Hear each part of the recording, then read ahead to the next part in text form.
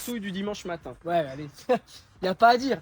J'adore arsouiller, mais tu mets la tannée quand même. Oui, et puis ta béquille, elle penche plus ta moto que toi aussi. Ouais, ça va, t'es un malade toi. J'ai quand même frotté le cache-barre. Hein. Oui, oui, bon, la prochaine fois, tu frotteras le casque. Hein.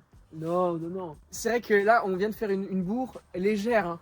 Mais l'autre, il y a un virage, je le vois, la machine penchée à deux doigts, il mettait le genou, il y était. Mais c'était un billard aussi, hein. La route était impeccable. Mais sur une route plus défoncée, Route défoncée, tu me mets la misère. Ouais. Parce que moi, la mienne, les suspensions sont beaucoup trop raides. C'est pour ça d'ailleurs que charger, ça devient pas mal. Parce que ça met en contrainte les suspensions, ça les met en précharge. Et là, ça devient un tapis volant, mais par contre, à vide.